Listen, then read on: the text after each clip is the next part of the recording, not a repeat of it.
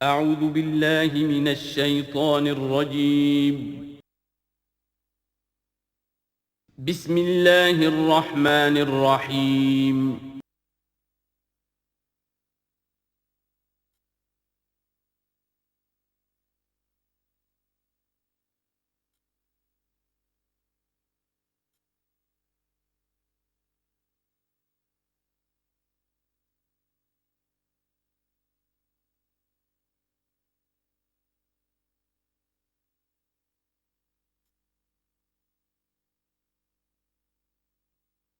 اعوذ باللہ من الشیطان الرجیم بسم اللہ الرحمن الرحیم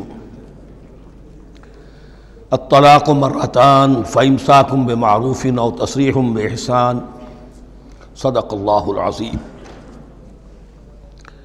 پچھلی نشست میں جو مضامین آئے تھے ان میں سے ایک کے بارے میں مجھے احساس ہوا کہ میں نے ایک بات شروع کی تھی لیکن نامکمل رہ گئی۔ آیت الاختلاف کے بارے میں نے عرض کیا تھا کہ وحدت ادیان کے فلسفے کا ایک جز صحیح ہے، ایک غلط ہے۔ صحیح جز کی وضاحت تو ہو گئی کہ یہ تمام جتنے بھی دنیا میں مذاہب ہیں اور دین ہیں یہ سب اسی دین حق سے نکلی ہوئی شاخیں ہیں۔ دین حق سے پگڈنڈیاں مڑی ہیں، صراط مستقیم سے پگڈنڈی مڑی ہے، کوئی بہت دور نکل گئی اور اس کا یوں سمجھیے کہ پہچانی ہوئی صورت بھی پہچانی نہیں جاتی، اتنی دور ہو گئی کہ اس کا اس دین حق کے ساتھ اب کوئی رشتہ نظر ہی نہیں آتا۔ کچھ اتنے دور نہیں ہوئے، قدرے قریب رہے، لیکن سب کی بنیاد ایک ہے۔ ظاہر بات ہے کہ حضرت آدم کی نسل سے بات شروع ہوئی ہے، حضرت آدم کی اولاد ایک ہی امت تھی۔ یہ تفرقے جو بھی ہوئے بعد میں ہوئے ہیں۔ تو وحدت ادیان اس اعتبار سے صحیح ہے کہ دنیا میں تمام ادیان، تمام نظام، تمام مذاہب جو ہیں وہ در حقیقت ایک ہی دین حق کی بگڑی ہوئی شکلیں ہیں، بدلی ہوئی شکلیں ہیں، لیکن اسی سے نکلی ہوئی شاخیں ہیں جنہوں نے شکلیں اپنی بدل لی ہیں۔ غلط حصہ یہ کہ اب جو یہ سب کچھ موجود ہے ان کو ایک کہنا یہ جہالت ہے۔ اب ان کو ظاہر بات ہے کہ ان کی شکلیں اتنی ہو چکی ہیں مختلف ایک دوسرے سے، اور اتنی ان میں تحریفات ہو چکی ہیں، اتنا تغیر و تبدل ہو چکا ہے کہ اب ان کو ایک کہنا موجودہ شکل میں یہ در حقیقت فتنہ ہے اور جہالت ہے۔ دوسری بات جو آخری مضمون آیا تھا 28ویں رکوع میں، دیکھیے اس کی ایک تمہید ہے، وہ سمجھ لیجئے۔ انسانی تمدن کا اہم ترین اور بنیادی ترین مسئلہ کیا ہے؟ تمدن کا ایک ہے انسانی زندگی کا مسئلہ۔ انسانی زندگی کا سب سے پہلا مسئلہ وہی ہے کہ جو حیوانی زندگی کا بھی ہے، اپنی مادی ضروریات، پیٹ کھانے کو مانگتا ہے، سب سے پہلے یہی ہے، اس میں کوئی شک نہیں۔ لیکن اس کے بعد جب دو انسان ملتے ہیں اور اس سے تمدن شروع ہوتا ہے، اس کا سب سے بڑا مسئلہ ہے انسان کی شہوت۔ اللہ نے دو جنسیں بنا دی ہیں، مرد ہیں، عورت ہیں، اور ان دونوں کے درمیان تعلق سے نسل آگے چلتی ہے۔ اب اس معاملے کو کیسے ہارنس کیا جائے، کیسے منظم کیا جائے، یہ جذبہ بہت پوٹنٹ ہے۔ جو فرائڈ نے کہا ہے، بس وہ یوں سمجھیے کہ ذرا زیادہ مرچ مسالہ لگا دیا، ورنہ اس میں کوئی شک نہیں کہ یہ بہت ہی پوٹنٹ جذبہ ہے انسان کا۔ انسٹنکٹ جو ہے، سیکس کا انسٹنکٹ، وہ بہت مضبوط ہے، بہت قوی ہے۔ لیکن جو شے جتنی قوی ہو اتنا ہی اسے پھر، جو گھوڑا جتنا منہ زور ہو اتنا ہی اس کو لگام دینا جو ہے وہ آسان نہیں ہوتا، اس کے لیے پھر مشقت کرنی پڑتی ہے۔ تو اب اگر تو اس سیکس کو اوپن کر دیا جاتا، کھلا سیکس، فری سیکس، آج کل یہ لفظ استعمال ہوتا ہے، فری سیکس، کیوس ہوتا، تمدن میں فساد ہو جاتا۔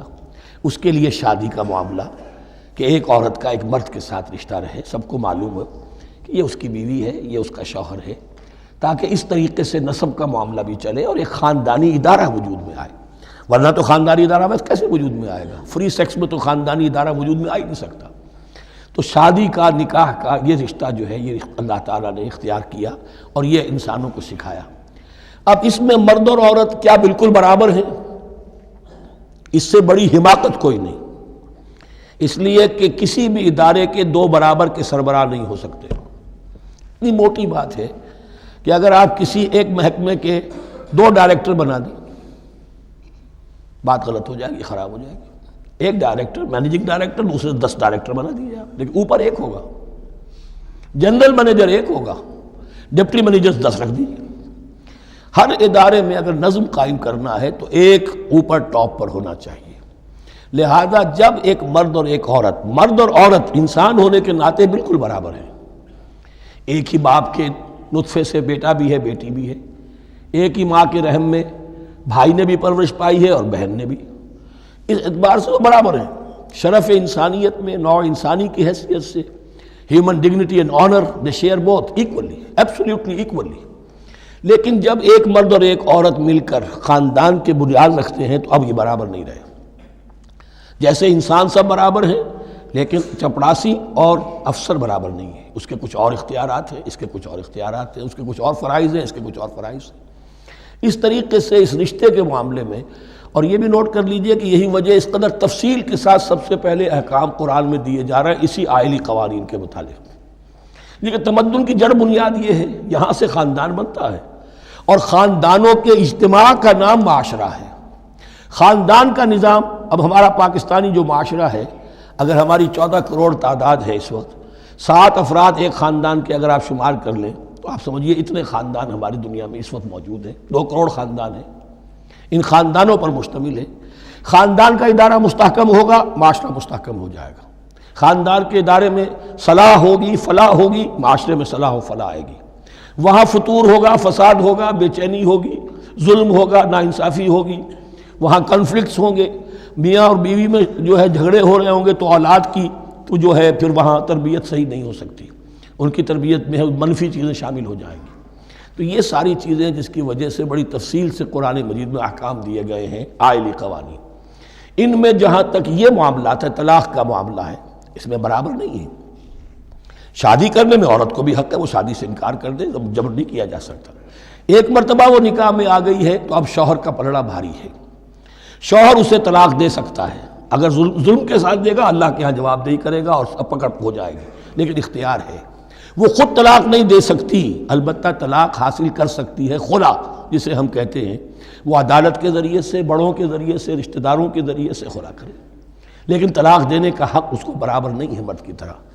اسی طرح اگر ایک طلاق دی تھی مرد نے اور اب یہ عدت پوری نہیں ہوئی ہے، وَبَعُولَتُهُنَّ أَحَقُّ بِرَدِّهِنَّ، اب وہ کہے تو نے طلاق دے دیا، میں تیرے گھر میں بسنے کو تیار نہیں ہوں، نہیں، اختیار مرد کا ہے، عدت کے اندر 3 مہینے کے اندر وہ اس کو واپس لے سکتا ہے، اس کو طلاق رجعی کہتے ہیں۔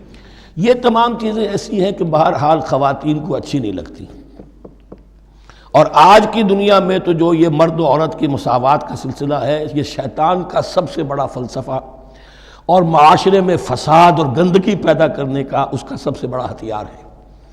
اور اب جو کچھ رہی صحیح اقدار ہماری ایشیا کے ممالک جو ہیں، زیادہ تر مسلمان ممالک ہیں، ان میں خاندانی نظام کی جو بچی کھچی شکل رہ گئی ہے اس کو برباد کرنے کے لیے یہ قاہرہ کانفرنس اور بیجنگ کانفرنس، اس ایشیا کا گھیراؤ دونوں طرف سے، مشرق سے اور مغرب سے، کہ عورت کو آزاد کرو، عورت کو اٹھاؤ، ایمینسیپیشن کے نام پر، آزادی کے نام پر، اور مرد و عورت کی مساوات کے نام پر، تاکہ خاندانی نظام ٹوٹ کر رہ جائے، جیسے کہ ان کے ہاں ٹوٹ چکا ہے خاندانی نظام نے۔ یہ کلنٹن صاحب نے کہا تھا اپنے سال 9 کے میسج میں کہ عنقریب ہماری قوم، امریکن نیشن، بہت جلد اس کی اکثریت حرام زادوں پر مشتمل ہوگی، born out of wedlock, وہ کسی شادی کے نکاح کے نتیجے میں کوئی وجود میں نہیں آئے ہیں، زنا کے نتیجے میں وجود آئی بھی قوم ہوگی۔ 1 پیرنٹ فیملی رہ گئی ہے، ماں ہی باپ ہے اور وہی ماں ہے، اور وہ دونوں وہ جانتے ہی نہیں۔ اب وہاں بڑی ایک مہم اٹھ رہی ہے کہ ہر انسان کا حق ہے کہ اسے معلوم ہو کہ میرا باپ کون ہے۔ وہاں تو بہت سے لوگ پتہ ہی باپ کون ہے میرا، کیا پتہ۔ یہ تباہی ہے جو اس معاشرے پر آ چکی ہے، اور ہمارے ہاں بھی لوگ اسی معاشرے کی نقالی پر چل رہے ہیں۔ اور یہ نظریہ مساوات مرد و زن جو ہے یہ بہت ہی یوں سمجھیے کہ تابناک اور بہت اچھے الفاظ کے ساتھ سامنے آ رہا ہے۔ البتہ اس کا دوسرا رخ بھی ہے، اسلام نے عورت کو جو حقوق دیے ہیں بدقسمتی سے ہم مسلمانوں نے وہ بھی ان کو نہیں دیے۔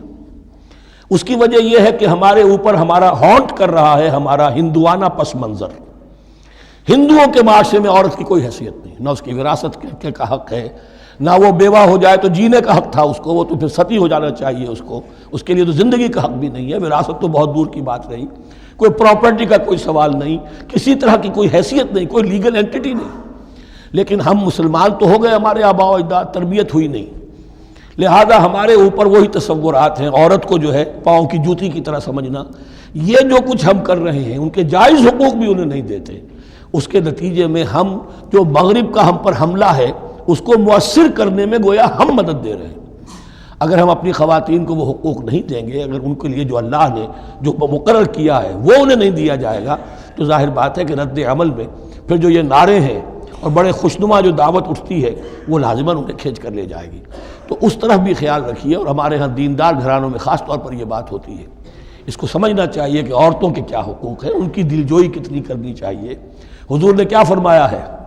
تم میں سے بہترین لوگ وہ ہیں جو اپنے گھر والوں کے لیے اچھے ہوں۔ بہترین لوگ وہ ہیں ان کے حقوق کا لحاظ ہو، ان کے ساتھ سلوک ہو، ان کی دلجوئی ہو، ان کے احساسات کا بھی پاس کیا جائے۔ البتہ جہاں شریعت کا اور دین کا معاملہ آ جائے، نتھنگ ڈوئنگ، سیدھی سیدھی بات، یہ تلوار کی طرح آپ ننگے ہو جائیں اس وقت کہ یہ معاملہ دین کا ہے، اس میں میں تمہاری کوئی رعایت نہیں کر سکتا۔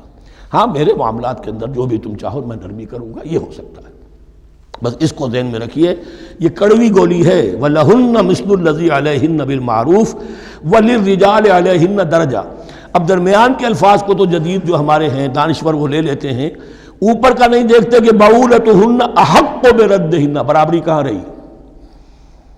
شادی کرتے ہوئے برابری ہے، عورت کہہ سکتی میں شادی نہیں کرتی، شادی نہیں ہوگی، اس وقت برابری ہے، دونوں کی رضامندی سے شادی ہوگی، یہ برابری ہے۔ لیکن جب ایک مرتبہ بیوی بن گئی اب برابر نہیں ہے۔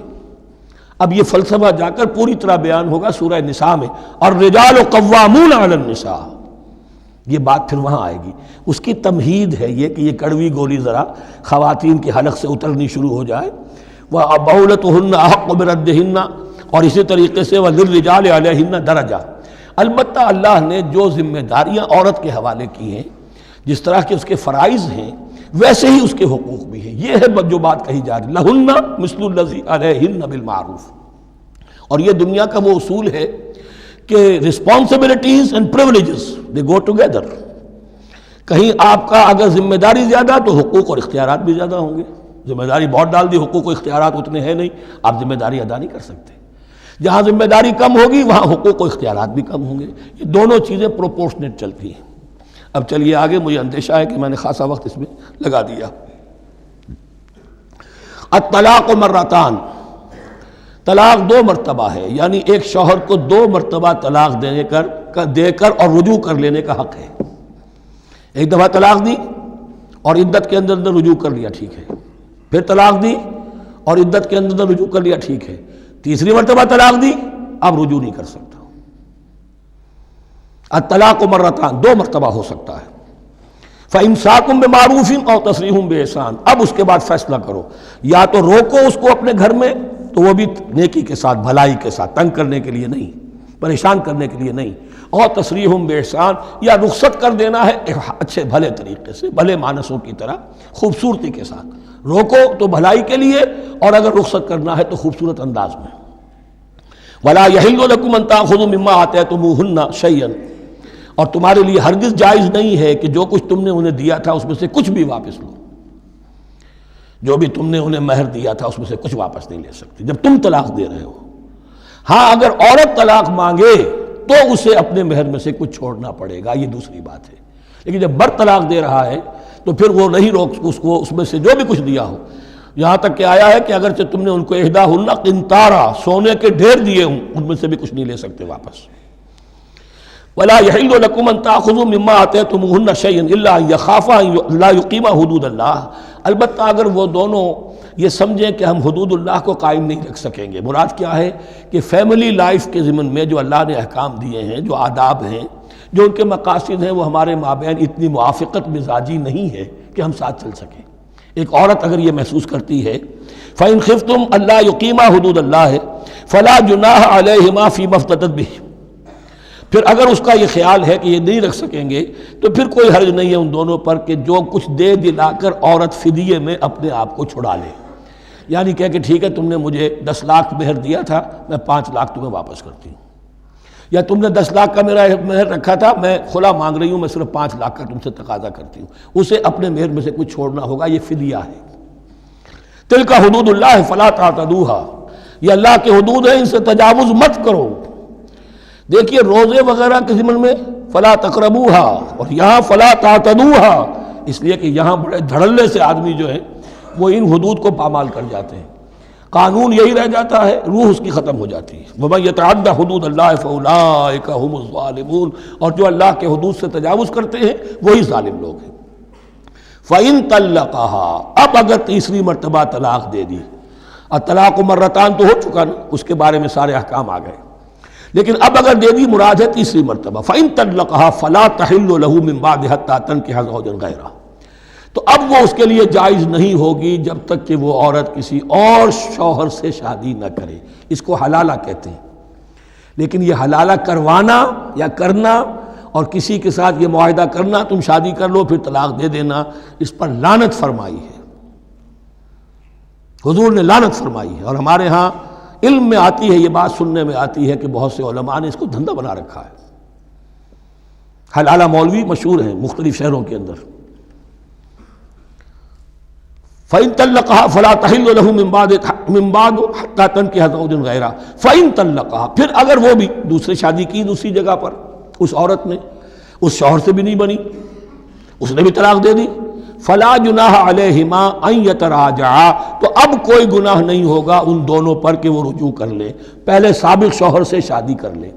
یعنی عورت کو شاید عقل آ گئی ہو، کوئی اسی کی زیادتی تھی کہ پہلے شوہر کے ہاں بس نہیں سکی، اب دوسری مرتبہ کا تجربہ ہو گیا تو اس کے کان ہو گیا کہ کوئی غلطی میری ہی ہے، اب شاید دوبارہ وہ اپنے شوہر کی طرف، سابقہ شوہر کی طرف رجوع کرنا چاہے تو اس کی اجازت ہے۔ ان ظنا یقیما حدود اللہ، اگر ان کو یہ یقین ہو کہ وہ اللہ کے حدود کی پاسداری کر سکیں گے۔ اللہ کے حدود جو ہیں احکام شریعت، ان کو بہرحال مد نظر رکھنا ہے اور فائق رکھنا ہے۔ وَتِلْكَ حُدُودُ اللَّهِ يُبَيِّنُهَا لِقَوْمٍ يَعْلَمُونَ، اور یہ وہ حدود ہیں اللہ کے جن کو وہ واضح کر رہا ہے، کھول کھول کر بیان کر رہا ہے ان لوگوں کے لیے کہ جو علم حاصل کرنا چاہیں۔ ترجمہ یہ ہوتا ہے عام طور پر جنہیں علم حاصل ہے، اصل میں کسی وقت فعل کو طلب فعل کے معنی میں استعمال کیا جاتا ہے عربی زبان میں، یعلمون جو جاننا چاہیں، جن کے اندر طلب ہے علم کی۔ وَإِذَا طَلَّقْتُمُ النِّسَاءَ فَبَلَغْنَ أَجَلَهُنَّ، تو جب تم لوگ اپنی بیویوں کو طلاق دو اور پھر وہ اپنی عدت پوری کر لیں، فَأَمْسِكُوهُنَّ بِمَعْرُوفٍ أَوْ سَرِّحُوهُنَّ بِمَعْرُوفٍ، تو اب چاہو تو روکو انہیں لیکن معروف طریقے سے، اور چاہو تو انہیں رخصت کر دو وہ بھی اچھے طریقے پر۔ وَلَا تُمْسِكُوهُنَّ ضِرَارًا لِتَعْتَدُوا، اور دیکھو ایسا نہ کرو کہ تم روکو انہیں تنگ کرنے کے لیے۔ اچھا ذرا اس کی میں اور خبر لوں گا رجوع کر کے، ذرا اگر تو طلاق ہو گئی تو آزاد ہو جائے گی، غصہ اتنا چڑھا ہوا ہے کہ ابھی وہ غصہ ٹھنڈا نہیں ہوا ہے، رجوع کر رہا ہے اس لیے کہ اسے اور پریشان کروں، اسے اور تکلیفیں پہنچاؤں۔ تو اب یہ کیا ہوا، قانون تو اجازت دے رہا ہے لیکن تم نے قانون کا مذاق اڑایا، تم نے اللہ کی دی ہوئی اس اجازت کا ناجائز استعمال کیا۔ ہاں اگر بسانے کا واقعی ارادہ ہو گیا ہے تو ضرور تم رجوع کر لو، رجوع کا حق تمہیں ہے، لیکن اگر یہ نہیں ہے، پریشان کرنا ہے، فلا تمسکوہن ولا تمسکوہن ضرارا لتعتدوا، ضدم ضدہ ان پر زیادتی کرنے کے لیے، ستانے کے لیے۔ ومن یفعل ذلک فقد ظلم نفسہ، اور جو کوئی بھی یہ کام کرے گا اس نے اپنی جان پر ظلم ڈھایا۔ ولا تتخذوا آیات اللہ ہزوا، اور دیکھو اللہ کی آیات کو مذاق اور کھیل نہ بنا لو، ٹھٹھا نہ بنا لو۔ یہ اچھی طرح جان لیجئے، لا از لا and there can be law which has no flaw. Flawless law is impossible. اس لیے تقوی، اللہ کا خوف ہر جگہ پر بار بار، ورنہ تم اللہ کی شریعت کا تماشا بنا دو گے، ٹھٹھا بنا دو گے۔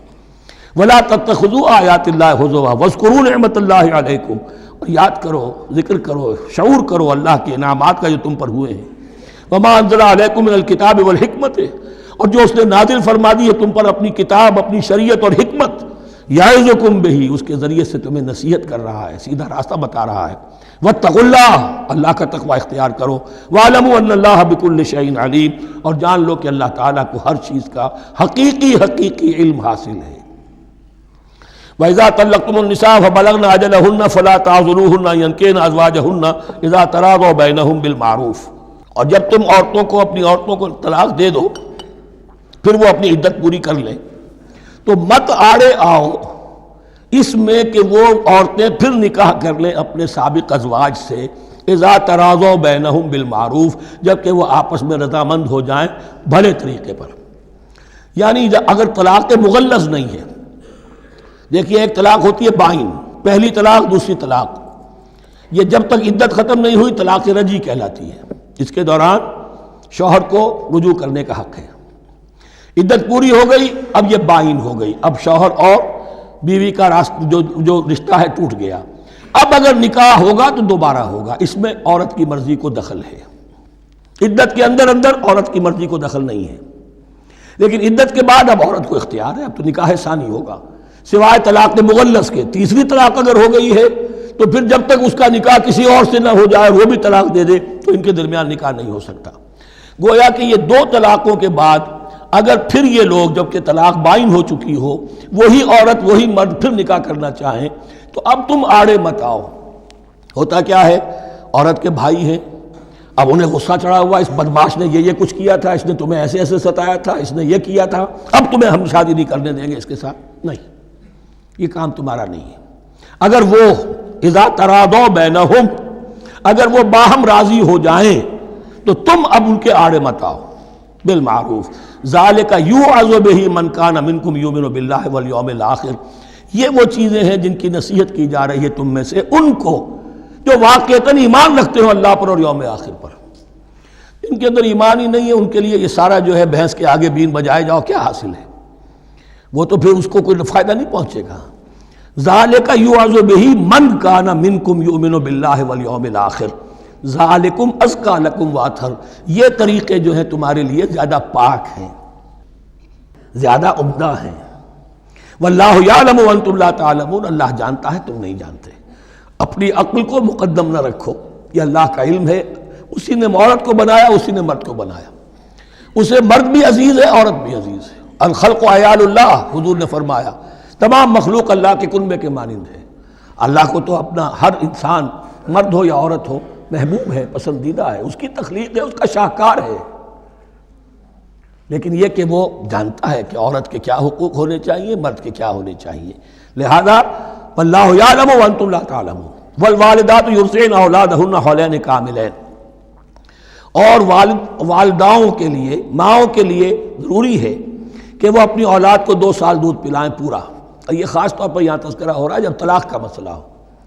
اب طلاق ہو گئی، شوہر تو علیحدہ ہو گیا، شوہر کہتا ہے بھائی میرا بچہ تو میرا ہے، قانوناً تو اولاد شوہر کی ہوتی ہے، لیکن تم اسے دودھ پلاؤ، تو 2 سال تک وہ عورت انکار نہیں کر سکتی، دودھ پلائے گی۔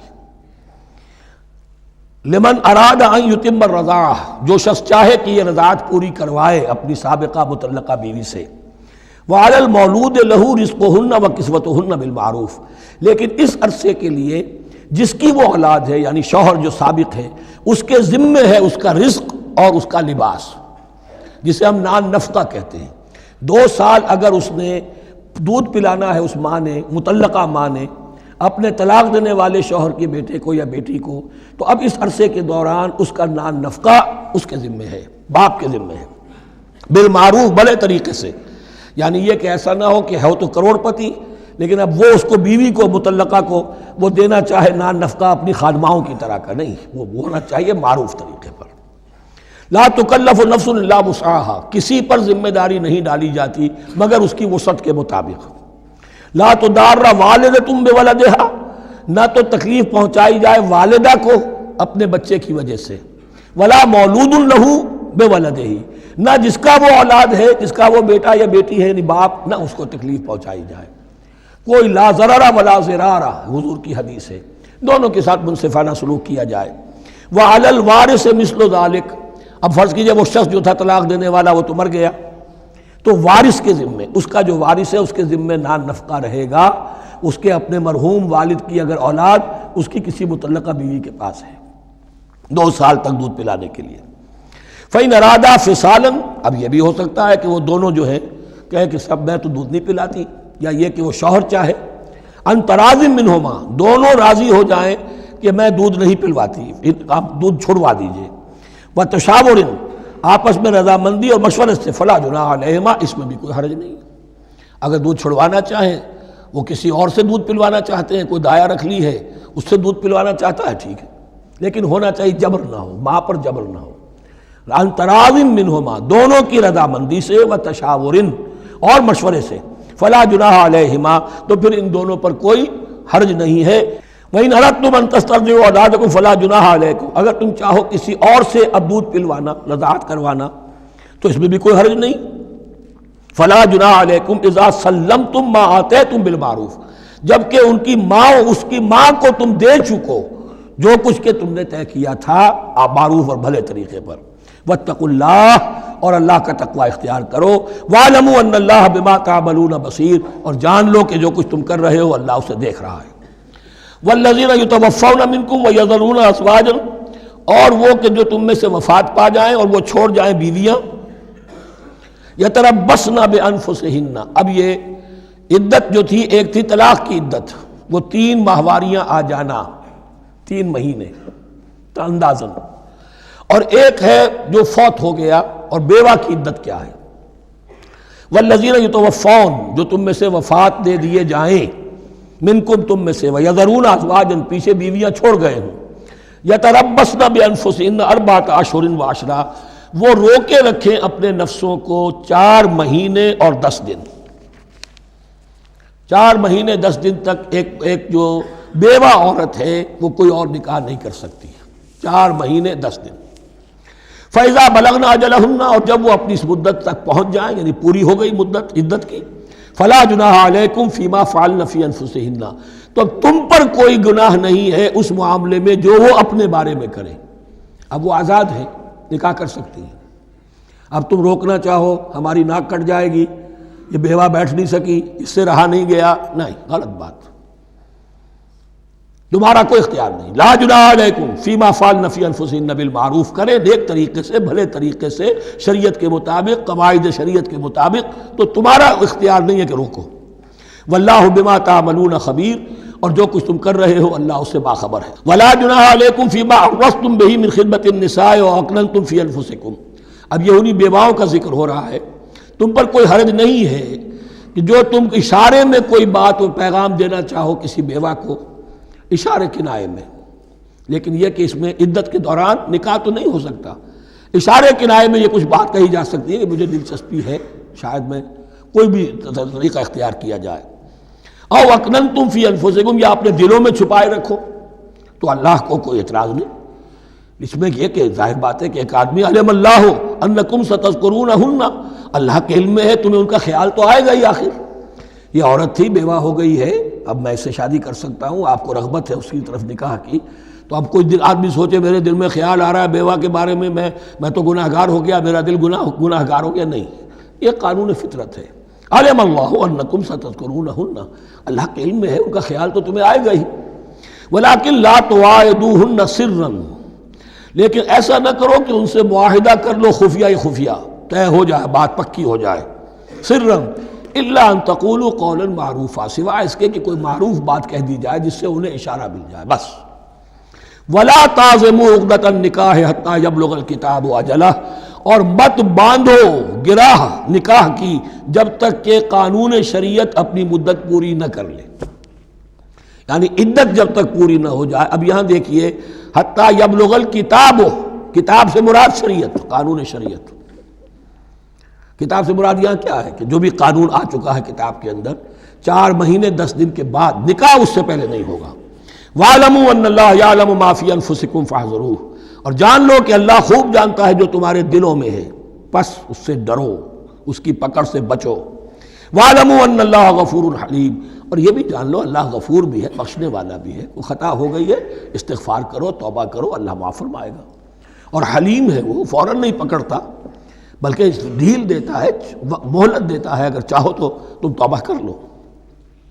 لا جناح علیکم ان طلقتم النساء ما لم تمسوهن او تفرضوا لهن فریضہ، تم پر کوئی گناہ نہیں ہے کہ تم ایسی بیویوں کو طلاق دے دو کہ جن کو نہ تو تم نے اب تک چھوا ہو اور نہ ان کے لیے مہر مقرر کیا ہو۔ یہ ہو جاتا تھا نکاح جو ہے بچپن میں بھی کر دیے جاتے تھے، لیکن ابھی کوئی نوبت نہیں آئی ہے، نکاح تو ہو گیا لیکن نہ کوئی مہر مقرر ہوا ہے، نہ کوئی ان کی ملاقات ہوئی ہے، تو اگر ایسا کرو گے تو تم طلاق دے سکتے ہو۔ وَمَتِّعُوهُنَّ، لیکن شرافت کا تقاضا یہ ہے کہ جو لڑکی تم سے منسوب رہی ہے، اب اگر وہ رشتہ توڑ رہے ہو تو اسے کچھ دے دلا کر، اسے کچھ نہ کچھ متاع، کچھ سامان دنیاوی دے کر۔ مَتِّعُوهُنَّ عَلَى الْمُوسِعِ قَدَرُهُ وَعَلَى الْمُقْتِرِ قَدَرُهُ، جو وسعت والا ہے، جس کو کشائش حاصل ہے، غنی ہے، وہ اپنی حیثیت کے مطابق، اور جو تنگ دست ہے وہ اپنی حیثیت کے مطابق۔ متاعًا بالمعروف، اور یہ ساز و سامان دینا جو ہے یہ بھی بھلے انداز میں ہو، ایسا نہ ہو جو خیرات دی جا رہی ہو۔ حقا علی المحسنین، یہ حق ہے محسنین پر، یہ سمجھے کہ ہم پر اللہ تعالیٰ کی طرف سے عائد کردہ یہ ذمہ داری ہے۔ وَإِن طَلَّقْتُمُوهُنَّ مِن قَبْلِ أَن تَمَسُّوهُنَّ وَقَدْ فَرَضْتُمْ لَهُنَّ فَرِيضَةً، اور اگر دوسری شکل یہ ہے کہ تم نے طلاق دی ایسی بیوی کو کہ جس کو تم نے چھوا تو نہیں ہے لیکن مہر مقرر ہو چکا تھا، فَنِصْفُ مَا فَرَضْتُمْ، تو اب آدھا مہر جو ہے جو تم نے فرض کیا تھا، جو طے کیا تھا، اس کا آدھا تو تمہیں دینا ہی دینا ہے۔ الا یعفون، الا یہ کہ وہ معاف کر دیں، ہمیں آدھا بھی نہیں چاہیے، یا چلیے ہمیں چوتھائی دے دیجئے، او یعفو الذی بیدہ عقدۃ النکاح، یا وہ اس کے اندر جو ہے سخاوت سے کام لے کہ جس کے ہاتھ میں نکاح کی گرہ ہے، گرہ تو مرد کے ہاتھ میں ہے، وہ کھول سکتا ہے، عورت طلاق دے نہیں سکتی، لہذا کیوں نہ ایسا کرو کہ تم پورا ہی مہر دے دو۔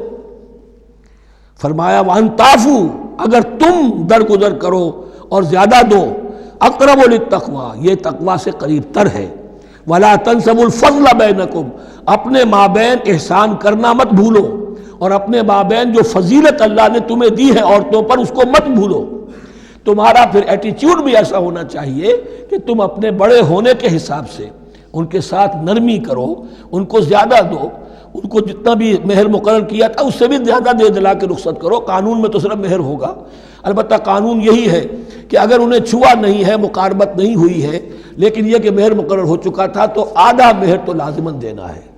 آدھا بھی یہ چھوڑ سکتی ہے عورت، لیکن تمہارے لیے بہتر ہے کہ تم پورا دو یا اور زیادہ دو۔ ان اللہ بما تعملون بصیر، یقیناً جو کچھ تم کر رہے ہو اللہ دیکھ رہا ہے۔ حافظوا علی الصلوات والصلاۃ الوسطیٰ، محافظت کرو پوری طرح، چوکس ہو کر، چوکنے ہو کر تمام نمازوں کی، اور خاص طور پر صلاۃ وسطیٰ کی۔ یعنی بار بار جو آ رہا ہے، جان لو اللہ جانتا ہے، جان لو اللہ دیکھ رہا ہے، جو کچھ تم کر رہے ہو اللہ کی نگاہ میں ہے، جو کچھ تم کر رہے ہو اللہ باخبر ہے، یہ سارا کچھ جو ہے یہ اللہ کی یاد ذہن میں برقرار رکھنے کے لیے تمہیں نماز دی گئی ہے۔ 5 وقتہ تم حاضر ہو، دنیا کے کاروبار سے نکلو اور آ کر پھر عہد اللہ سے اپنا جو ہے، یہ جو حفیظ کا ایک شعر ہے، آؤ سجدے میں گرے لوح جبیں تازہ کریں، سرکشی نے کر دیے دھندلے نقوش بندگی، آؤ سجدے میں گرے لوح جبیں تازہ کریں۔ یہاں پر جو ہمارا بندگی کا نقش تھا سرکشی کی وجہ سے وہ دھندلے ہو گئے ہیں، سرکشی نے کر دیے دھندلے نقوش بندگی، آؤ سجدے میں گرے لوح جبیں تازہ کریں، کہ پھر اس پر اللہ تعالیٰ کے ساتھ جو عہد کیا ہے ایاک نعبد و ایاک نستعین، اسے پھر تازہ کریں۔ حافظوا علی الصلوات والصلاۃ الوسطیٰ، صلاۃ وسطیٰ کے بارے میں بہت سے اقوال ہیں، لیکن عام طور پر اس سے مراد عصر کی نماز لی گئی ہے۔ دن میں 2 نمازیں اس سے پہلے ہیں، فجر ہے، ظہر ہے، 2 پھر بعد میں ہے، مغرب ہے، عشاء ہے۔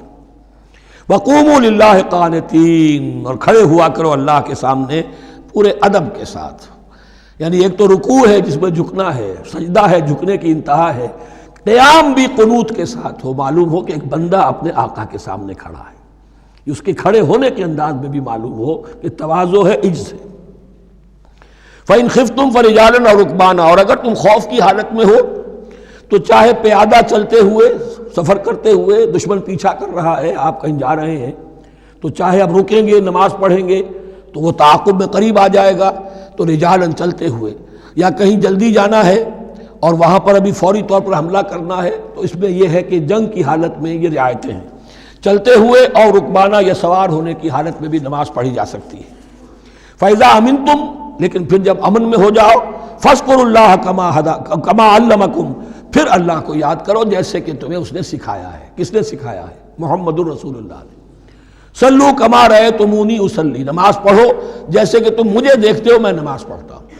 وہ ہے اللہ کا سکھایا ہوا، اس لیے کہ یہ بھی ثابت ہے روایات سے کہ حضرت جبرائیل نے آ کر حضور کو نماز پڑھائی ہے، 2 دن پڑھائی ہے۔ ایک دن 5 نمازیں اول وقت میں پڑھائیں، دوسرے دن 5 نمازیں آخری وقت میں پڑھائیں، اور بتا دیا کہ ان نمازوں کا وقت ان اوقات کے دوران ہے۔ تو معلم جو ہے حضور کے نماز کے معاملے میں حضرت جبرائیل ہے، اور اب حضور جو ہے پوری امت کے لیے معلم ہے۔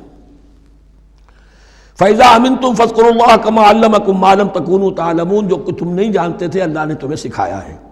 وَالَّذِينَ يُتَوَفَّوْنَ مِنْكُمْ وَيَذَرُونَ أَزْوَاجًا، اور پھر دوبارہ لوٹ کر معاملہ آ رہا ہے بیواؤں کا، اور جو لوگ تم میں سے وفات دے دیے جائیں اور وہ چھوڑ جائیں پیچھے بیویاں، وصیۃ لازواجہم متاعا الی الحول غیر اخراج، تو ان کی بیویوں کے لیے وصیت لازماً، اپنی بیویوں کے لیے وصیت لازماً کریں 1 سال تک کے لیے نان نفقے کی، اور بغیر اس کے کہ انہیں گھروں سے نکالا جائے۔ اب یوں سمجھیے اس کو، ایک شخص فوت ہوا، 4 بیویاں ہیں، ایک کے ہاں اولاد تھی، بیٹا تو اسی کا ہے، باقی 3 تو اس کی جو ہیں سوتیلی مائیں ہیں۔ ایک ماں کو تو وہ اپنی ماں سمجھ کر اس کی خدمت کرے گا، باقی 3 کو لائبلٹی سمجھے گا۔ تو فرمایا ایسا نہ ہو کہ فوراً نکال دو کہ جاؤ اپنا راستہ لو، جس سے تمہاری شادی تھی وہ گیا۔ 1 سال کے لیے انہیں گھر سے نہ نکالا جائے اور ان کا نان نفقہ دیا جائے۔ لیکن یہ بھی اصل میں تھا وصیت کا، جب یہ جو قانون آئے گا وراثت کا تو اس سے پہلے کے لیے، جیسے کہ والدین کے لیے کہا گیا تھا وصیت کرو، ایسے بیویوں کے لیے بھی کرو۔ جب ان کا حق آ گیا، اس لیے کہ شوہر مر گیا ہے تو بیوی کا حق ہے اس کی وراثت میں، بیوی مر گئی ہے شوہر کا حق ہے اس کی وراثت میں، تو وہ تو وراثت کے اندر حق معین ہو گیا، تو اب یہ وصیت کی ضرورت نہیں۔ اور اسی طرح 1 سال کا نفقہ نہیں ہے، اب نفقہ جو ہے وہ صرف عدت کے دوران کا ہے، جو ہم اس سے پہلے پڑھ چکے ہیں۔ فَإِنْ خَرَجْنَ فَلَا جُنَاحَ عَلَيْكُمْ فِي مَا فَعَلْنَ فِي أَنفُسِهِنَّ، لیکن اگر وہ خود نکل جائیں، ظاہر بات ہے کہ عدت ہوتی 4 مہینے 10 دن، اب تم سال بھر روکو گے تو نہیں ان کو، اگر وہ شادی کر کے کہیں اور جا کے بسنا چاہیں تو تم پر کوئی الزام نہیں آئے گا، جو کچھ وہ کرتی ہیں اپنی جانوں کے بارے میں معروف ہو، بھلے طریقے پر، معروف طریقے پر۔ واللہ عزیز الحکیم، اور یقیناً اللہ تعالیٰ زبردست ہے، حکمت والا۔ وللمطلقات متاع بالمعروف، اسی طرح مطلقات کے لیے بھی ساز و سامان زندگی کی ضروریات ہیں معروف طریقے پر، حقا علی المتقین، لیکن یہ ہے عدت کے وقت تک کے لیے۔ اسی معاملے میں شاہ بانو کیس میں ایک جو فیصلہ دیا تھا یہ کلکتہ ہائی کورٹ نے، اس پر پھر ہندوستان میں ایجیٹیشن ہوا۔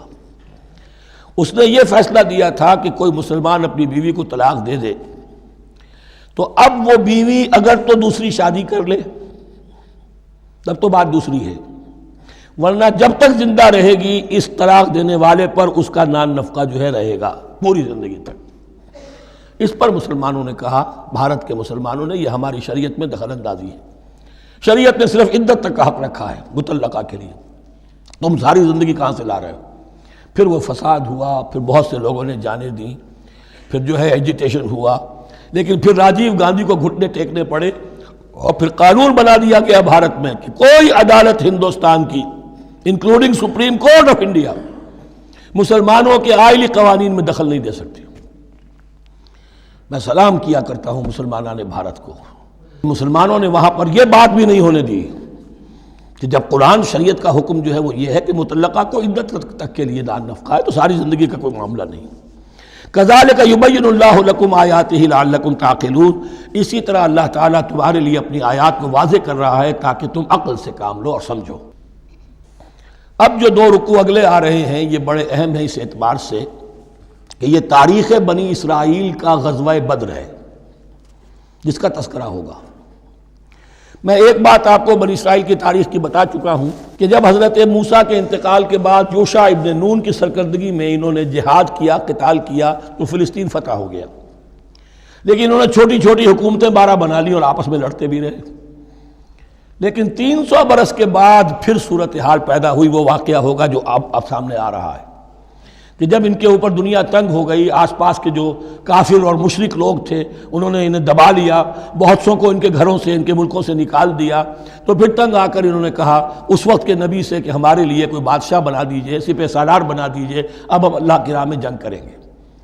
تو وہ جو جنگ ہوئی ہے طالوت اور جالوت کی، اس جنگ کے بعد سے خلافت راشدہ شروع ہوئی ہے دور بنی اسرائیل کی۔ گویا کہ خلافت راشدہ دور بنی اسرائیل کی 300 برس بعد آئی ہے ان کے رسول کے انتقال کے، جبکہ خلافت راشدہ اس امت مسلمہ کی متصل ہے رسول اللہ صلی اللہ علیہ وسلم کے زمانے کے ساتھ، اس لیے کہ صحابہ نے جانیں دیں، خون دیا، قربانیاں دیں، اور اس کے نتیجے میں حضور کی زندگی ہی میں دین غالب ہو گیا، اسلامی ریاست قائم ہو گئی۔ تو ظاہر بات ہے اس کے بعد آپ کے انتقال کے بعد خلافت کا دور شروع ہو گیا، لیکن وہاں یہ سارے سال 300 برس گزرے ہیں، اس کے بعد ان کا دور خلافت آیا ہے، اور اس میں بھی 3 خلافتیں ہیں کہ جو متفق علیہ ہیں، ویسے وہاں تو وہ نبوتیں ہیں، طالوت علیہ السلام، داؤد علیہ السلام اور سلیمان علیہ السلام، چوتھی خلافت پر آ کر تقسیم ہو گئی ہے، جیسے حضرت علی کے زمانے میں چوتھی خلافت میں عالم اسلام جو ہے دارالاسلام منقسم ہو گیا کہ مصر اور شام نے حضرت علی کی خلافت کو تسلیم نہیں کیا۔ اسی طرح حضرت سلیمان کے دو بیٹوں میں پھر ان کی مملکت تقسیم ہو گئی، ایک اسرائیل اور ایک یہودیہ، یہ دو ریاستیں وجود میں آئی، جیوڈی۔ بہرحال یہ جو واقعہ تھا کہ جس کے بعد خلافت راشدہ شروع ہو رہی ہے، اسلام کا غلبہ شروع ہو رہا ہے حضرت موسیٰ کی تاریخ میں، وہ ہے طالوت اور جالوت کی جنگ۔ اس کے لیے اب یہاں پر تذکرہ ہو رہا ہے، اور یہ بھی ایک آئینہ دکھایا جا رہا ہے صحابہ کرام کو، اب یہی مرحلہ تمہیں درپیش ہے۔ غزوہ بدر آیا چاہتا ہے، آئینہ، coming events cast their shadows before, تمہیں پہلے سے بتایا جا رہا ہے۔ الم تر الی الذین خرجوا من دیارہم، کیا تم لوگوں نے غور نہیں کیا، کیا تم نے غور نہیں کیا ان لوگوں کے حال پر کہ جو نکل گئے اپنے گھروں سے، وہم الوف، جبکہ وہ ہزاروں کی تعداد میں تھے، حذر الموت، موت سے ڈر کی وجہ سے، یعنی جب کفار اور مشرکین نے غلبہ کر لیا ان پر اور بہت سے ملکوں سے یہ بھاگے اپنے ملک چھوڑ کر، فقال لهم اللہ موتوا، تو اللہ نے ان سے کہا کہ مر جاؤ، ثم احیاہم، پھر انہیں زندہ کیا۔ یہاں یہ بھی ہو سکتا ہے مراد کہ فی الواقع یہ عمل ہوا ہو، اور یہ بھی مراد ہو سکتا ہے جیسے قوم مر جاتی ہے لیکن پھر اس کا نشأت ثانیہ ہو جاتی ہے، پھر اللہ نے ان کے اندر ایک جذبہ پیدا کر دیا۔ یعنی یہاں پر مرنا اور احیاء جو ہے وہ معنوی ہو، روحانی ہو، اخلاقی ہو، وہ بالفعل جسدی نہ ہو، لیکن اللہ کے اختیار سے باہر نہیں، اس کی قدرت میں ہے، سب کو مار کر بھی دوبارہ جلا سکتا ہے۔ ان اللہ لذو فضل علی الناس ولکن اکثر الناس لا یشکرون، اور یقیناً اللہ تعالیٰ تو اپنے بندوں پر بڑا فضل کرتا ہے، لیکن اکثر لوگ جو ہیں شکر نہیں کرتے، ناقدری کرتے ہیں اللہ کے احسانات کی۔ لیکن اب وہ غزوہ بدر جو ہے ان کا، سابقہ امت مسلمہ کا، اس کا حال بیان کرنے سے پہلے مسلمانوں سے گفتگو ہو رہی، اس لیے کہ ہے تو ساری ان کے لیے، ان کی ہدایت کے لیے۔ تاریخ بیان کرنا قرآن کا مقصد نہیں ہے، تاریخ کی کتاب نہیں ہے یہ، تو جو پروسیس آف ریولوشن چل رہا تھا، جو جد و جہد تھی، جو تحریک تھی محمد رسول اللہ کی، جس مرحلے میں سے وہ تحریک گزر رہی ہے، اسی مرحلے کی مناسبت سے سابقہ تاریخ سے بھی واقعات لائے جا رہے ہیں، اور اسی کی مناسبت سے وہ جو بھی وقتی احکام ہیں وہ دیے جا رہے ہیں۔ وَقَاتِلُوا فِي سَبِيلِ اللَّهِ وَاعْلَمُوا أَنَّ اللَّهَ سَمِيعٌ عَلِيمٌ، اور جنگ کرو اللہ کے راستے میں، اور جان لو اللہ تعالیٰ سب کچھ سننے والا اور جاننے والا ہے۔ مَنْ ذَا الَّذِي يُقْرِضُ اللَّهَ قَرْضًا حَسَنًا فَيُضَاعِفَهُ لَهُ أَضْعَافًا كَثِيرًا، کون ہے وہ شخص کہ جو اللہ کو قرض حسنہ دے؟ یہ انفاق جب کیا جاتا ہے خالص اللہ کے دین کے لیے، تو اللہ کہتا ہے یہ میرے ذمہ قرض ہے، دین میرا ہے، تم میرے دین کو غالب کرنا چاہتے ہو، میری حکومت قائم کرنا چاہتے ہو، تو جو کچھ اس میں خرچ کرو گے وہ مجھ پر قرض ہے، قرض حسنہ ہے۔ من ذا الذی یقرض اللہ قرضا حسنا فیضاعفہ لہ، تو اللہ اس کو اس کے لیے بڑھاتا رہے، دگنا کرتا رہے، اضعافا کثیرا، دگنا چوگنا، بہت گنا۔ واللہ یقبض ویبسط، اور اللہ ہی کے اختیار میں کسی چیز کو چھوٹا کر دینا، سکیر دینا، اور کھول دینا اور کشائش کر دینا۔ وَإِلَيْهِ تُرْجَعُونَ، اور اسی کی طرف تمہیں لوٹا دیا جائے گا۔ یہاں دیکھیے یہ دونوں چیزیں، جہاد بالنفس اس کی آخری شکل قتال، اور جہاد بالمال اس کے لیے پہلے لفظ آ رہا تھا انفاق، اب قرض حسنہ، اللہ کو قرض حسنہ۔ أَلَمْ تَرَ إِلَى الْمَلَإِ مِن بَنِي إِسْرَائِيلَ مِن بَعْدِ مُوسَىٰ، کیا تم نے غور نہیں کیا موسیٰ کے بعد بنی اسرائیل کے سرداروں پر، ملا من بعد موسیٰ، اذ قالوا لنبی لہم، جبکہ انہوں نے اپنے نبی سے کہا، یہ تو میں آپ کو حدیث سنا چکا ہوں، کوئی وقت ایسا نہیں گزرا حضرت موسیٰ کے بعد کہ نبی کوئی نہ کوئی موجود نہ رہا ہو، حضرت عیسیٰ تک۔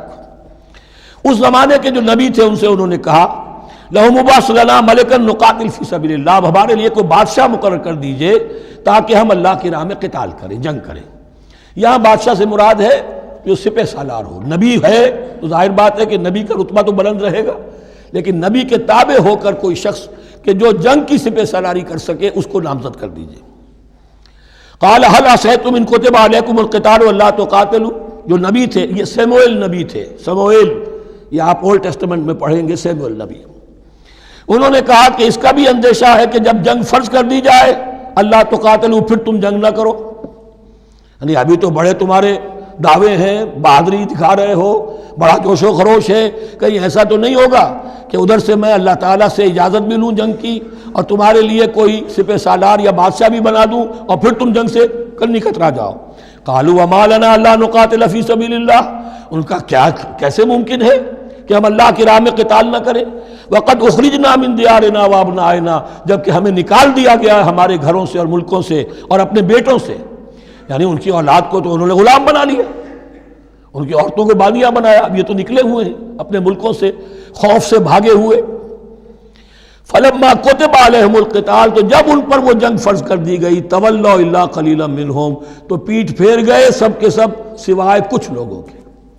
یہ گویا کہ تنبیہ کی جا رہی ہے، مسلمانوں تم بھی بہت کہتے رہے ہو کہ حضور ہمیں جنگ کی اجازت ملنی چاہیے، ہم کب تک یہ ظلم سہیں گے، لیکن ایسا نہ ہو دیکھو اب جب جنگ کا حکم آئے، اب پڑھ چکے ہم وہ آیت کتب علیکم القتال وہو کرہ لکم، اب اچھی نہیں لگ رہی جنگ، جان تو پیاری ہے، تو اب دکھا دیا گیا وہاں بھی یہ ہوا۔ واللہ علیم بالظالمین، اور اللہ ایسے ظالموں سے خوب باخبر ہے۔ وقال لهم نبیہم، اور ان سے کہا ان کے نبی نے، ان اللہ قد بعث لکم طالوت ملکا، تمہارے لیے اللہ تعالیٰ نے طالوت کو بادشاہ مقرر کیا ہے۔ ان کا نام تورات میں آیا ہے سول یا ساؤل، SAUL۔ اب یہ سمجھ میں نہیں آتا، ہو سکتا ہے کہ اصل نام ساؤل ہو، لیکن چونکہ وہ بہت قداور تھے، طول قداور، اس لیے ان کا ایک صفاتی نام ہو طالوت۔ قرآن مجید نے صفاتی نام لیا ہے کہ وہ بہت قداور تھے۔ قالوا انا یکون لہ الملک علینا، اب انہوں نے کہا کیسے ہو سکتا ہے کہ اسے بادشاہت ملے ہمارے اوپر، ونحن احق بالملک منہ، ہمیں زیادہ حق حاصل ہے اس کے مقابلے میں کہ ہمیں بادشاہی دی جائے۔ ولم یؤت سعۃ من المال، وہ تو مفلس ہے، اسے تو اللہ نے کوئی زیادہ دولت دی نہیں ہے، کیونکہ ان کے معیار تو یہی تھے جو دولت مند ہے وہی صاحب عزت ہے۔ قال ان اللہ اصطفاہ علیکم، اب نبی نے کہا اب جو چاہو کہو، اللہ نے اس کو چن لیا ہے تم پر، یہ فیصلہ اب ہو چکا، اللہ کا فیصلہ ہے، ڈیوائن ججمنٹ ہے، ڈیوائن ڈیسیجن ہے، کین ناٹ بی ریووکڈ۔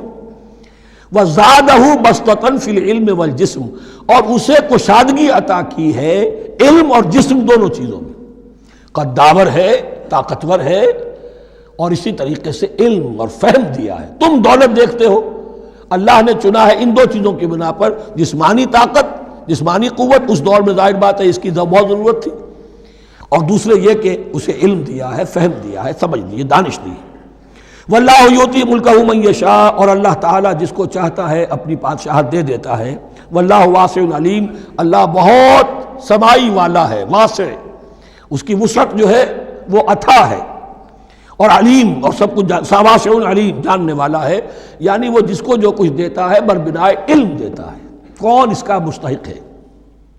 وقال لهم نبيهم ان آیۃ ملکہ ان یاتیکم التابوت فیہ سکینۃ من ربکم وبقیۃ مما ترک آل موسیٰ وآل ہارون تحملہ الملائکہ، اور ان سے کہا ان کے نبی نے کہ طالوت کی بادشاہت کی ایک نشانی یہ ہوگی کہ وہ صندوق جو تمہارے سے جاتا رہا چھن چکا ہے، جس میں سکینہ ہے، تمہارے لیے تسکین کا سامان ہے تمہارے رب کی طرف سے، اور بقیت مما ترک آل موسیٰ و آل ہارون، اور کچھ تبرکات ہیں جو آل موسیٰ اور آل ہارون کے اس صندوق میں رکھے ہوئے ہیں، تحملہ الملائکہ، وہ ملائکہ کی تحویل میں ہے۔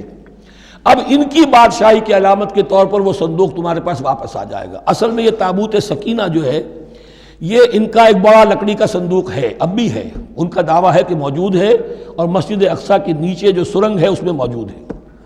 بعض ذرائع سے فوٹو لے کر بھی انہوں نے ڈاکومنٹری فلم بھی ابھی دکھا دی ہے کہ موجود ہے۔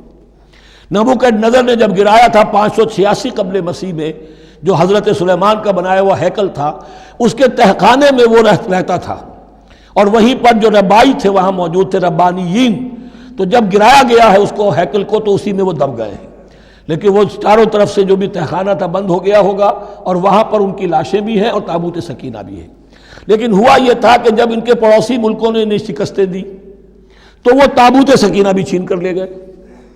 اب اس میں گویا کہ ان کے لیے بہت بڑی بات تھی کہ ان کے لیے کم سے کم ایک دل کی روحانی تسکین کا سامان تھا۔ ہمارے پاس حضرت موسیٰ کے تبرکات ہیں، عصائے موسیٰ اس میں ہے، رکھا ہوا ہے، اب بھی ہے۔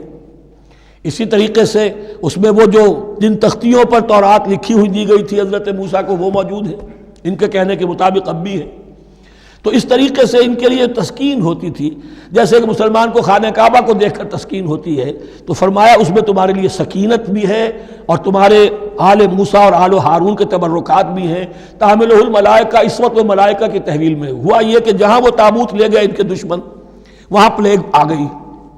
انہوں نے سمجھا کوئی نحوست ہے اس کے اندر جس کی وجہ سے پلیگ آ گئی ہے، انہوں نے ایک چھکڑے کے اوپر اس کو رکھا اور بیلوں کو ہانک دیا، جاؤ جدھر جانا ہے۔ تو حضرت سموئیل نے ان سے کہا کہ طالوت کا اللہ کی طرف سے نامزد کیے جانا ایک علامت اس کی یہ ہوگی کہ وہ تمہاری تسکین کا سامان جو تم سے چھن گیا تھا ان کے عہد عمارت میں یا ان کے عہد ملوکیت میں تمہیں واپس مل جائے گا، اور وہ فرشتوں کی تحویل میں ہے۔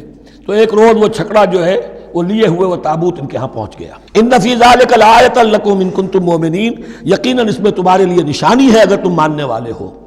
فلما فصل طالوت بالجنود، اب جب حضرت طالوت اپنے لشکروں کو لے کر چلے، ان میں سے جو لوگ تو انکار کر گئے رہ گئے، جو لوگ چلے ساتھ ان کو لے کر چلے۔ قال ان اللہ مبتلیکم بنہر، انہوں نے فرمایا اپنے لشکر والوں سے اللہ تعالیٰ تمہاری ایک آزمائش کرے گا ایک نہر سے، دریا سے، یہی جو ہے جارڈن ریور جارڈن، اس کو کراس کر کے پھر حملہ کرنا تھا۔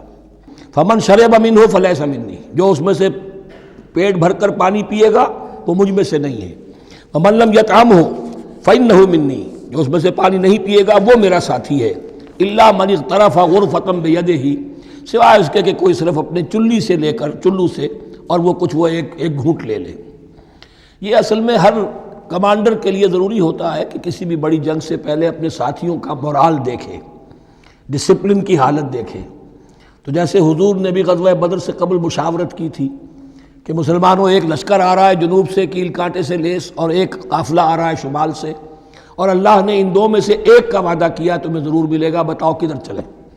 اندازہ ہو گیا کچھ لوگ جو کمزوری دکھا رہے تھے انہوں نے کہا چلیں جی پہلے قافلہ لوٹ لیں، اور جو لوگ تھے باہمت انہوں نے کہا جو حضور آپ کی ارادہ جو آپ کا منشا ہو۔ تو یہاں بھی انہوں نے اس سے ٹیسٹ کیا ہے کہ آیا وہ میرے حکم کی پابندی کرتے ہیں یا نہیں کرتے۔ فشربوا منہ، تو ان سب نے بہتوں نے پیا اس میں سے خوب جی بھر کر، الا قلیلا منہم، سوائے ان میں سے بہت کم تعداد میں۔ فلما جاوزہ ہوا والذین آمنوا معہ، تو جب گزرے اس دریا کے پار اترے وہ اور وہ لوگ جو ان کے ساتھ ساتھیہ اہل ایمان رہ گئے تھے، یعنی پہلی سکریننگ پہلے ہو چکی تھی جو قتال ہی کے منکر ہو گئے تھے، اور اس کے بعد دوسری ہو گئی ہے کہ جو اس چھلنی میں سے نہیں نکل سکے، وہ پانی پی کر بے سدھ ہو گئے۔ یہ ایسا ہی ہے جیسے غزوہ احد میں حضور صلی اللہ علیہ وسلم کے ساتھ 1000 آدمی مدینے سے نکلے تھے اور پھر عین وقت پر 300 آدمی ساتھ چھوڑ کر چلے گئے۔ تو جب انہوں نے دریا پار کر لیا انہوں نے اور ان کے ساتھی اہل ایمان نے، قالوا لا طاقت لنا اليوم بجالوت وجنودہ، تو انہوں نے کہا کہ ہمارے اندر تو واقعتاً طاقت نہیں ہے کہ ہم جالوت کا اور اس کے لشکروں کا مقابلہ کر سکیں۔ یہ گولیت جس کو کہتے ہیں جالوت، یہ بڑا قوی ہیکل انسان تھا، اور اس کا جو زرہ بختر تھا وہ اتنا پورا جسم ڈھکا ہوا کہ سوائے آنکھ کے سوراخ کے اور کچھ نہیں تھا اس میں، جو نظر ہی نہیں آتا تھا۔ تو اس نے مبارزت کی اور کوئی بھی مقابلے پر نہیں آ رہا تھا۔ قال الذين يظنون انهم ملاقو الله كم من فئة قليلة غلبت فئة كثيرة باذن الله، تو کہا ان لوگوں نے جو یقین رکھتے تھے کہ اللہ سے ملاقات کرنی ہے کہ کئی مرتبہ ایسا ہوا ہے، کتنی مرتبہ ایسا ہوا ہے کہ چھوٹی جماعت غالب آ گئی ہے بڑی جماعت پر اللہ کے حکم سے، یعنی آگے بڑھو، ہمت کرو، اپنی جو ہے کم ہمتی کا ثبوت نہ دو، اللہ تعالیٰ کی نصرت سے اللہ کی مدد سے تمہیں فتح حاصل ہو جائے گی۔ واللہ مع الصابرین، اللہ تو صابروں کے ساتھ ہے۔ وَلَمَّا بَرَزُوا لِجَالُوتَ وَجُنُودِهِ، تو جب وہ سامنے آئے جالوت اور اس کے لشکروں کے، برزا ظاہر ہو جانا، سامنے آمنے سامنے آ جانا، اب ادھر ان کا لشکر ہے طالوت علیہ السلام کا اور ادھر وہ جالوت کا لشکر ہے۔ قالوا، اب انہوں نے دعا کی، ربنا افرغ علینا صبرا، اے اللہ ہم پر صبر انڈھیل دے۔ یہ افرغ کا لفظ ہوتا ہے کسی برتن سے پانی اس طرح گرا دینا کسی کے اوپر کہ وہ برتن خالی ہو جائے، گھڑوں پانی ڈال دینا یا کچھ اور برتن میں سے۔ افرغ علینا صبرا، ہم پر صبر انڈھیل دے، صبر کی بارش فرما دے۔ ربنا افرغ علینا صبرا وثبت اقدامنا، اور ہمارے قدموں کو جما دے، وانصرنا علی القوم الکافرین، اور ہماری مدد فرما ان کافروں کے مقابلے میں۔ یہی دعا گویا کہ تلقین کی جا رہی ہے اہل ایمان کو کہ جب بدر کے موقع پر تمہارا مقابلہ ہوگا تو تمہیں یہ دعا کرنی چاہیے۔ فَهَزَمُوهُمْ بِإِذْنِ اللَّهِ، تو انہوں نے بھگا دیا ان کو اللہ کے حکم سے، اللہ کے اذن سے، اللہ کی مشیت سے۔ وَقَتَلَ داود جالوتا، اور قتل کیا جالوت کو داود نے۔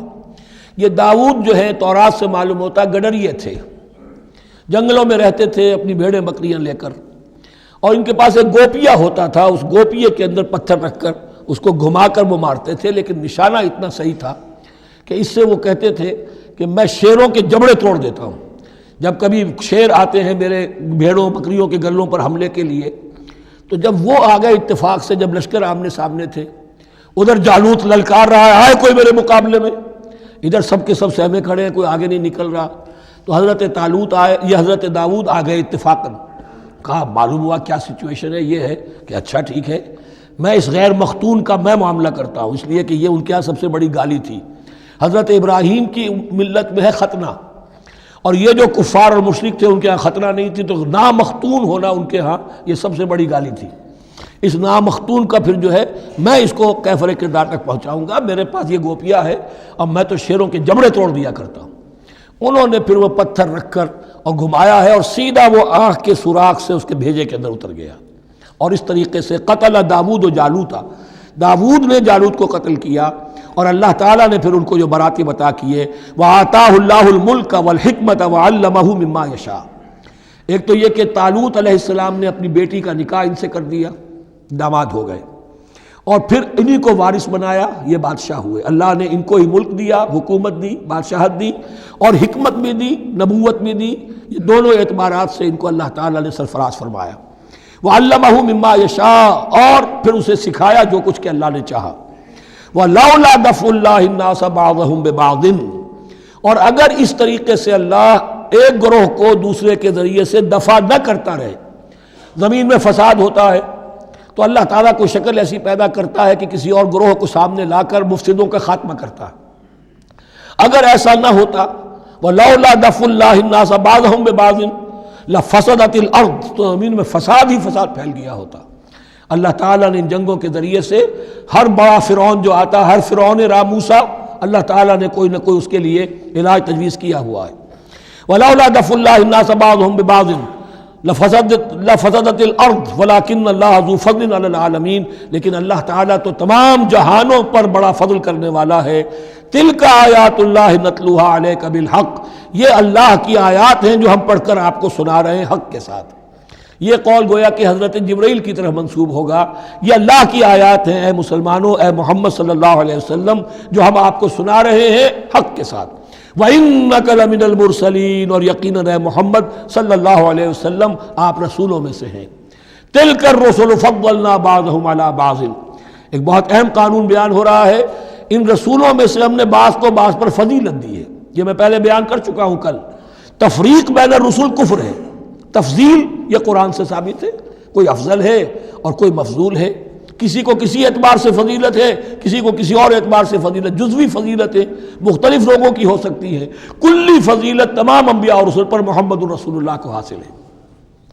تلک الرسل فضلنا بعضهم علی بعض منهم من کلم اللہ، ان میں سے وہ بھی تھے جن سے اللہ نے کلام فرمایا، حضرت موسیٰ علیہ السلام۔ ورفع بعضهم درجات، اور بعضوں کے اور کسی اعتبار سے درجات بڑھا دیے۔ وآتینا عیسیٰ ابن مریم، اور ہم نے عیسیٰ ابن مریم کو البینات بڑے کھلے معجزے دیے۔ وأیدناہ بروح القدس، اور ان کی مدد فرمائی حضرت جبرائیل کے ساتھ۔ وَلَوْ شَاءَ اللَّهُ مَا اقْتَتَلَ الَّذِينَ مِن بَعْدِهِمْ مِن بَعْدِ مَا جَاءَتْهُمُ الْبَيِّنَاتُ، لیکن اللہ چاہتا تو یہ آپس میں نہ لڑتے جھگڑتے، نہ یہودیوں کی آپس میں جنگیں ہوتی، نہ یہودیوں اور نصرانیوں کی ہوتی، نہ نصرانیوں کے فرقے ایک دوسرے سے لڑتے۔ وَلَوْ شَاءَ اللَّهُ مَا اقْتَتَلَ الَّذِينَ مِن بَعْدِهِمْ مِن بَعْدِ مَا جَاءَتْهُمُ الْبَيِّنَاتُ، اس کے بعد کہ ان کے پاس واضح تعلیمات آ چکی تھیں۔